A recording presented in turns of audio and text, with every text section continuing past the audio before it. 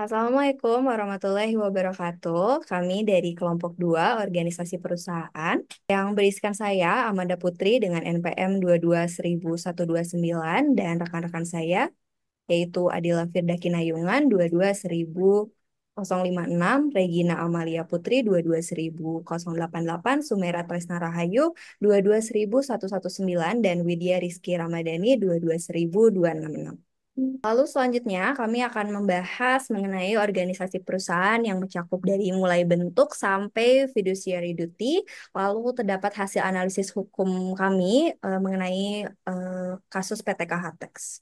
Bentuk usaha adalah organisasi usaha atau badan usaha yang menjadi wadah penggerak setiap jenis kegiatan usaha yang disebut bentuk hukum perusahaan.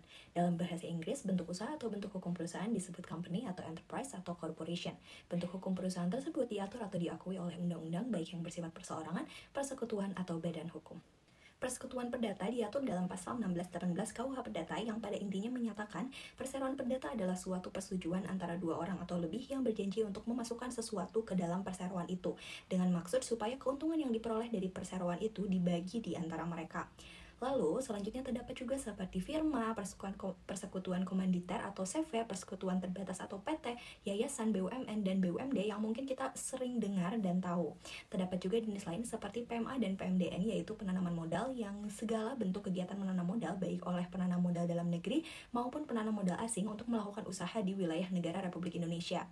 Selanjutnya terdapat juga badan usaha yang berbentuk konsorsium atau yang biasa dikenal dengan joint operation, adalah suatu kesepakatan bersama subjek hukum untuk melakukan suatu pembiayaan atau untuk melakukan suatu pekerjaan bersama-sama dengan porsi pekerjaan yang sudah ditentukan dalam perjanjian yang sebelumnya ditandatangan.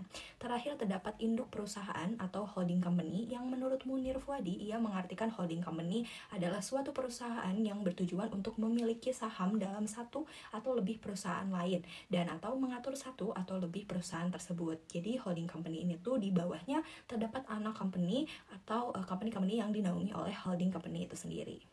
Selanjutnya mengenai pengaturan bentuk badan usaha dan pendirian. Pertama, ada persekutuan perdata diatur dalam KUH Perdata yaitu pasal 1618 sampai dengan 1646. KUH Perdata menjelaskan berdirinya suatu persekutuan ini sangat bergantung dari adanya kesepakatan atau perjanjian dari para pendirinya atau ditentukan dalam anggaran dasar persekutuan.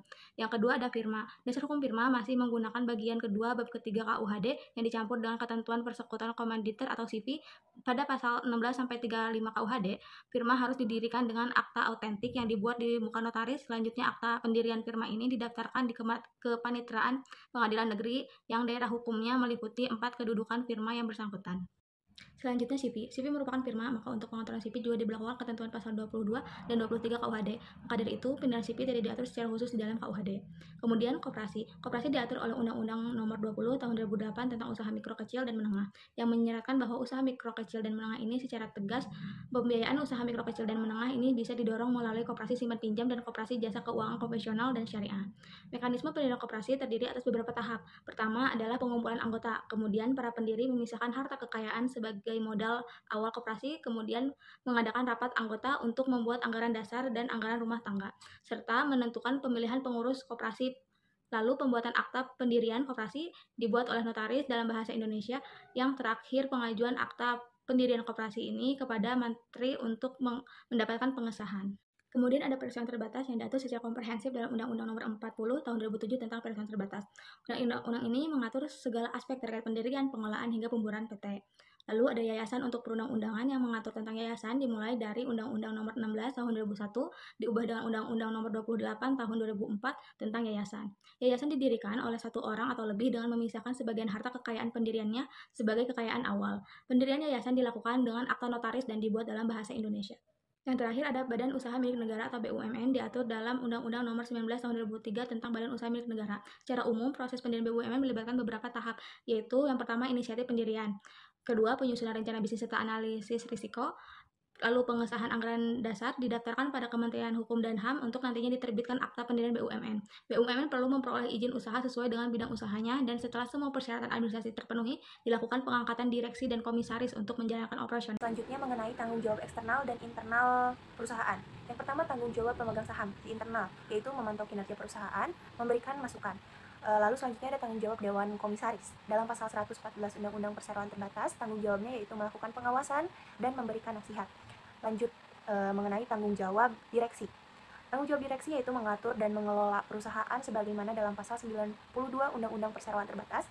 Tanggung jawab utama direksi ialah melakukan pengurusan perseroan untuk kepentingan perseroan dan sesuai dengan maksud dan tujuan perseroan. Selanjutnya, mengenai tanggung jawab eksternal perusahaan. Yang pertama, melakukan transparansi. Transparansi memberikan informasi yang akurat mengenai kinerja perusahaan. Lanjut, kewajiban perusahaan terhadap pihak ketiga. Selanjutnya, melakukan tanggung jawab sosial dan lingkungan. Kemudian mengenai prinsip tanggung jawab kontraktuality. Tanggung jawab kontraktual adalah kewajiban hukum yang timbul dari suatu perjanjian atau kontrak yang telah disepakati oleh dua pihak atau lebih. Tanggung jawab kontraktual dalam perusahaan merupakan kewajiban yang timbul dari perjanjian yang telah disepakati oleh perusahaan dengan pihak lain. Misalnya perjanjian jual beli, sewa menyewa, atau kerjasama bisnis. Kita ambil contoh, PT harus membayar utang kepada pemasok sesuai dengan kesepakatan yang telah tertuang dalam kontrak sebelumnya. Prinsip performance duty dan prinsip skill and care duty. Baik, prinsip performance duty atau kewajiban kinerja merupakan suatu konsep fundamental dalam hukum perusahaan yang mengharuskan setiap pihak dalam perusahaan termasuk RUPS, direksi, dan Dewan Komisaris untuk menjalankan tugas dan tanggung jawabnya dengan sebaik-baiknya demi kepentingan perusahaan. Prinsip ini mengacu kepada kewajiban untuk bertindak dan penuh secara kehati-hatian, keahlian, dan loyalitas terhadap perusahaan. Penerapan kewajiban kinerjanya yaitu RUPS atau Rapat Umum Pemegang Saham diharapkan menggunakan hak suaranya secara bijaksana untuk mengambil keputusan yang terbaik. Kemudian ada direksi memiliki tanggung jawab utama dan menjalankan operasional perusahaan sehari-hari. Mereka harus membuat keputusan bisnis yang tepat, mengolah sumber daya secara efisien, dan memastikan perusahaan mencapai tujuan yang telah ditetapkan. Kemudian ada Dewan Komisaris berperan sebagai pengawas terhadap kinerja direksi. Mereka harus memastikan bahwa direksi menjalankan tugasnya sesuai dengan peraturan perundang-undangan dan kepentingan perusahaan. Selanjutnya, skill and care duty.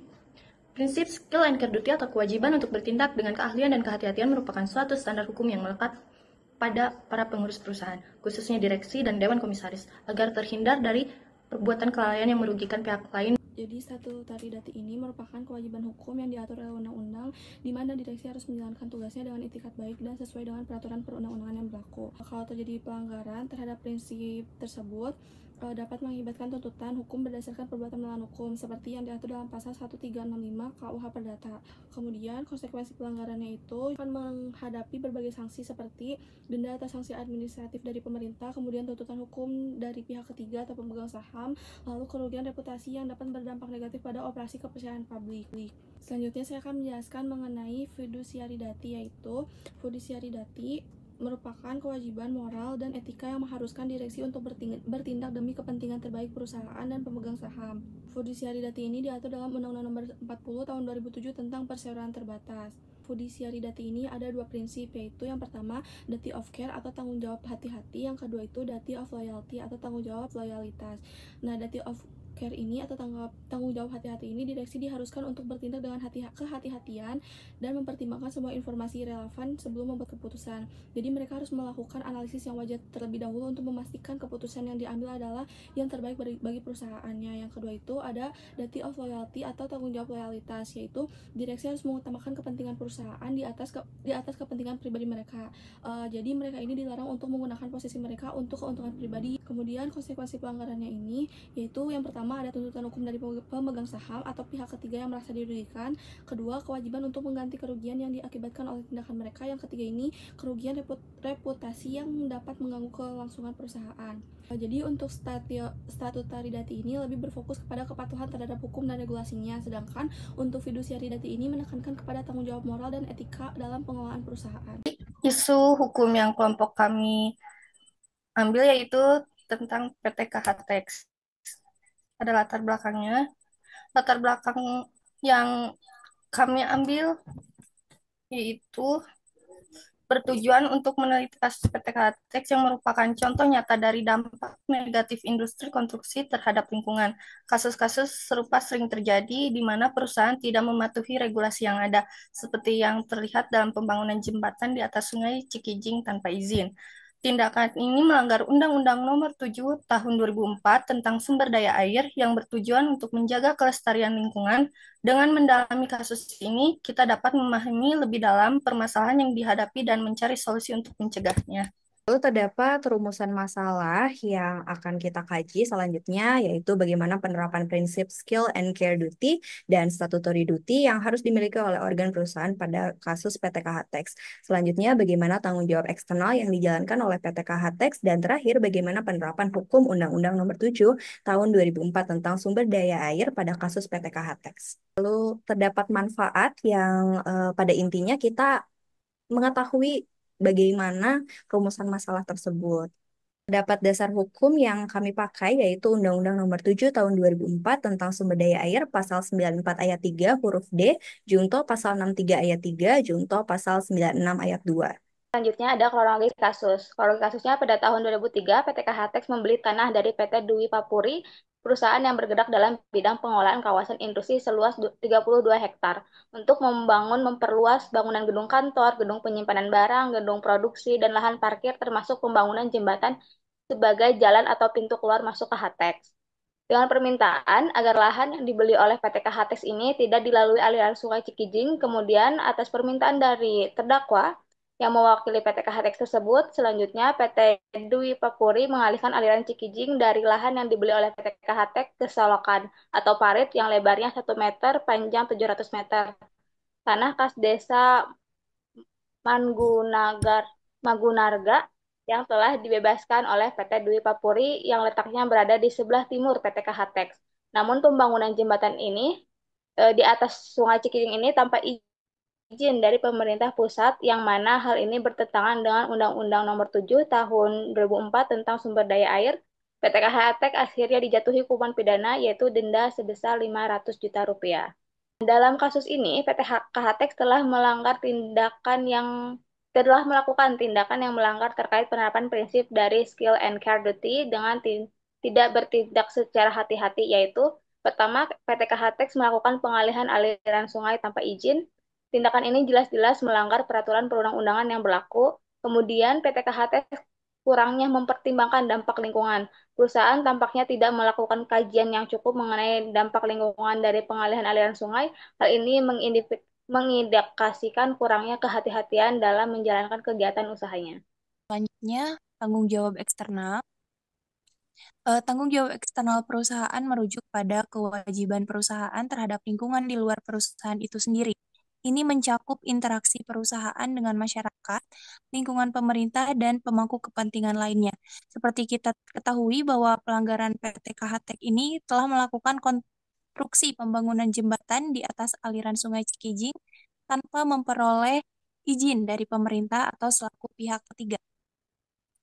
Kemudian, didirikannya jembatan sepanjang 100 meter dan lebar 7 meter itu memicu terjadinya banjir dan akibatnya sering terjadi kemacetan kendaraan dan mengganggu kepentingan umum, di mana kekurangan tanggung jawab eksternal ini membuat ada dampak sosial dan lingkungan kepada masyarakat seperti itu.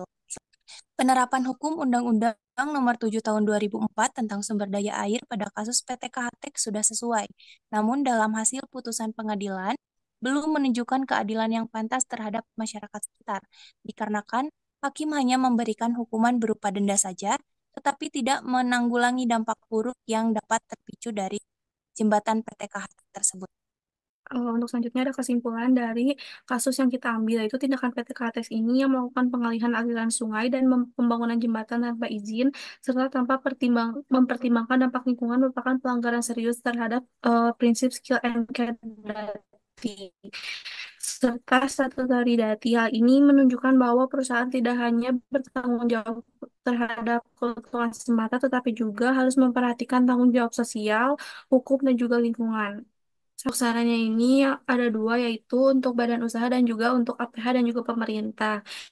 Yang pertama ini untuk badan usaha, yaitu diharapkan suatu badan usaha yang melatihkan prinsip skill and care dati dan prinsip statutory dati dalam melaksanakan suatu kegiatan, terutama proyek besar yang melibatkan berbagai pihak agar tidak berdampak buruk. Kemudian yang kedua itu diharapkan badan usaha tetap memperhatikan kepentingan umum sebagai bentuk tanggung jawab badan usaha kepada masyarakat dan juga pemerintah, di mana badan usaha berkewajiban untuk berpikir secara berkepanjangan. Kemudian syarat untuk APH dan pemerintah itu diharapkan dalam membuat suatu peraturan pengambilan keputusan lebih memperhatikan kepentingan sosialnya, di mana seharusnya ada bentuk nyata yang bisa menanggulanginya, suatu masalah yang ada ataupun yang akan timbul nantinya.